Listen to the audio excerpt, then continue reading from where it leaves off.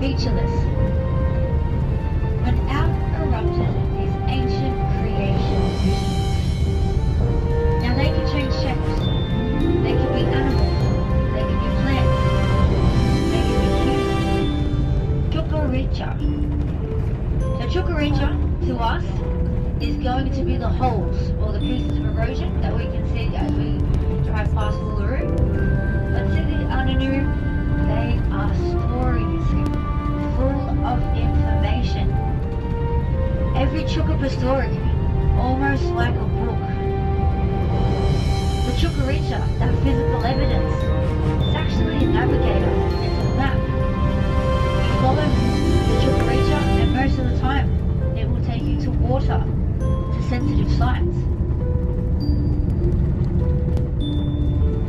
With the Chukupa, the culture is passed down orally, so from grandparents to grandchild. They explain their stories through storytelling. Now we are fortunate enough that we have been given the Chi-Chi level, so the children's understanding of three of these creation beings. Korpan, so they actually discouraged them from being on their lands. But what the Europeans did not know is that in order to keep the country young, you need to burn. So what happened was all of the vegetation around us, it became very overgrown. So it became old. So in 1976, there was a massive wildfire that took out 2/3 of the national park. So it was absolutely disastrous. But also during these years, there was no understanding of respect or cultural understanding. So people would climb the rock, they would go inside the sensitive areas, go inside the caves, go to the bathroom on the rock. It was a very different place. It wasn't until the 26th of October, 1985, that the deeds of this park was actually given back to the traditional owners, and in return, they leased the park back for 1990 years. Now this iconic event is known as the handback. Now whenever there is a special occasion, they will always do it on the 26th of October. So the next destination that we are arriving at, the Cultural Centre. That was opened on the 26th of October, 1995. So that was 10 years after the handback, and it was a celebration of Indigenous culture. It was created by the Uluru as they wished to show their Chukupa for all of the guests. So when we go inside, isn't something to rock to? Don't worry folks. But if you are someone that is interested in purchasing some artwork and you have Australian money on you this afternoon, then I would recommend waiting until this afternoon, as the majority of the time you will find some local Uluru artists selling their paintings directly, so you can actually meet the artist, you can get them to write the story, write their name, and if you ask them nicely, they might even let you take use of your phones, your wallets.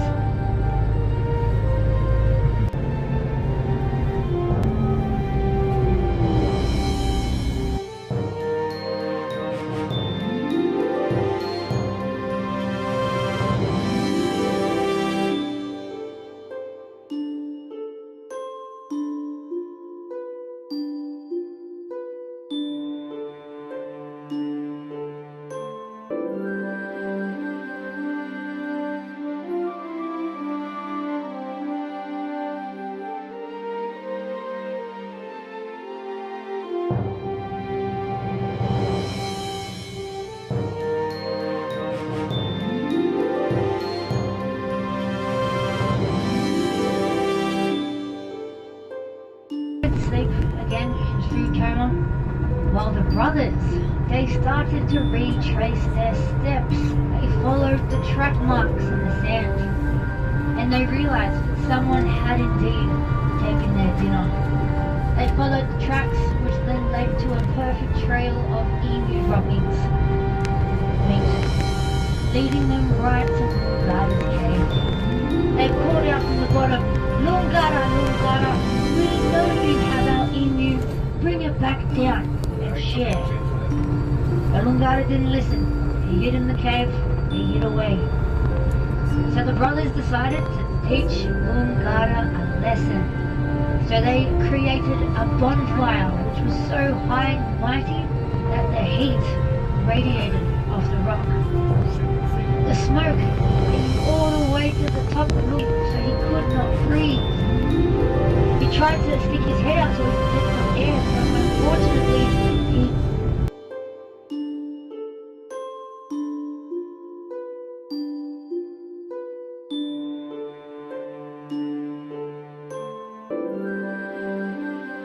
October 2019. So again, in line with that handback date, but not that long ago, only a few years. So just as we go around the bend, you're going to start to notice a white line which is going to go all the way up the slope of Uluru. Now that is known as the scar of Uluru. Now over 37 people tragically lost their lives trying to climb this monolith. A lot of the people would actually complete the drive. They would go to sleep in their hotel and then they would never wake up.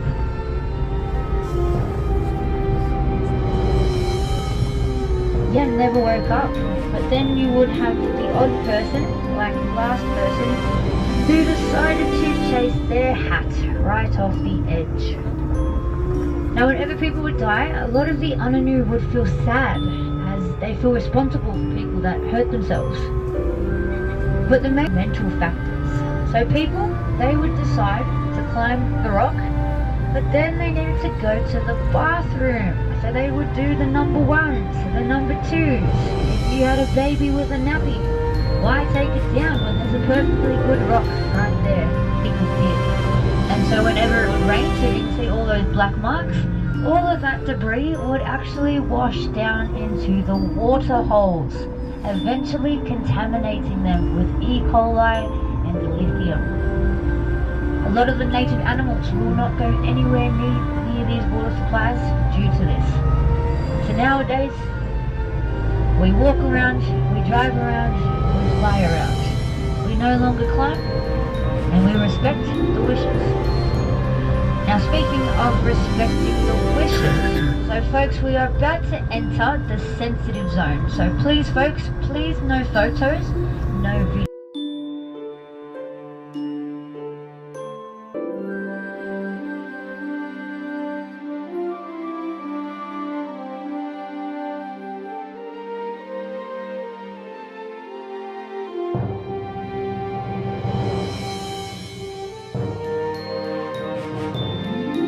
Walking is quite flat, about 750 meters. But make sure you either let myself, Hayley, or Adeline know.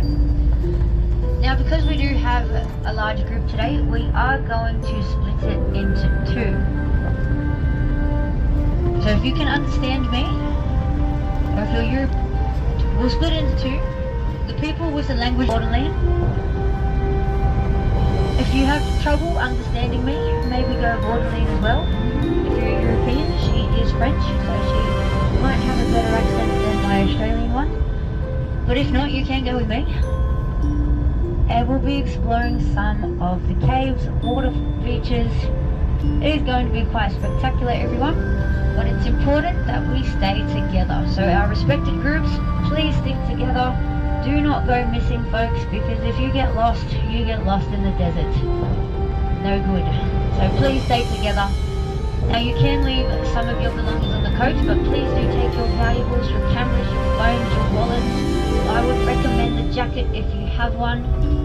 Now we do have some triple filtered water underneath the coach, so if you would like to refill your bottles, please feel free. But what we'll be doing is we will all be meeting underneath that shelter again before we split into two. And now folks, you may notice that there are quite a lot of tourists out here. So we will play our best, we'll try our best to maneuver.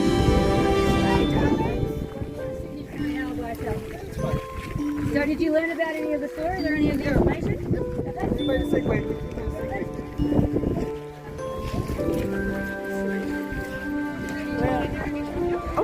Okay, thank you.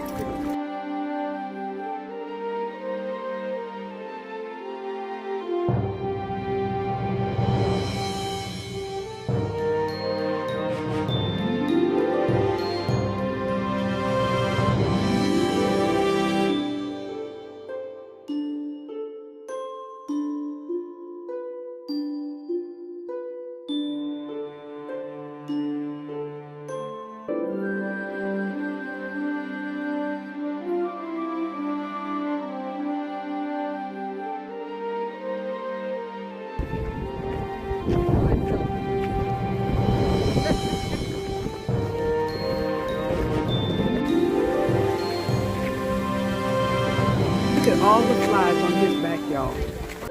Sitting down. So in indigenous culture, the symbols for people sitting down, it's a U. So that's someone sitting down. There's a hole in the middle. That's where she puts her wana, her digging stick. Take some photos. Keep it in mind.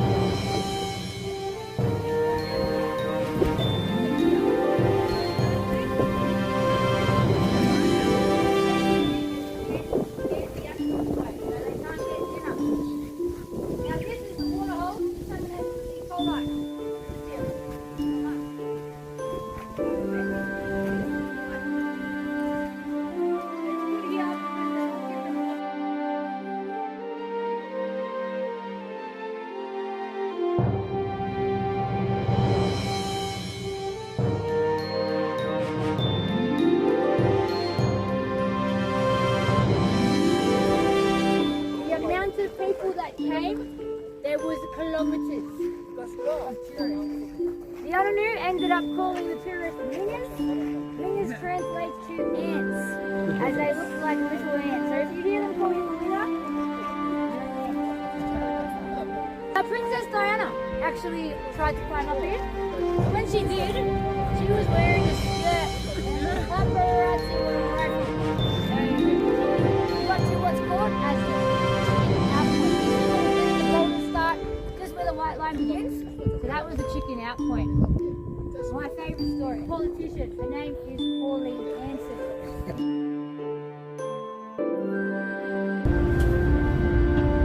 So folks, feel free to leave your belongings on the coach, but make sure you take your valuables, your cameras, your phones, your wallets. Folks, we are getting treated today. The artwork is on display. Alrighty, so we're going to get out. Perfect. Cool. Okay, we're at sunset watching the watch. The rock's supposed to change colors, but it looks the same. It's been a rainy day, so no true sunset.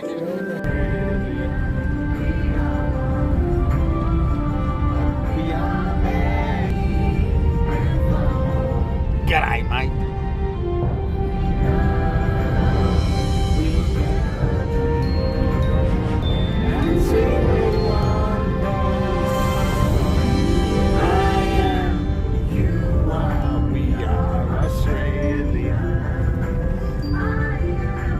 You are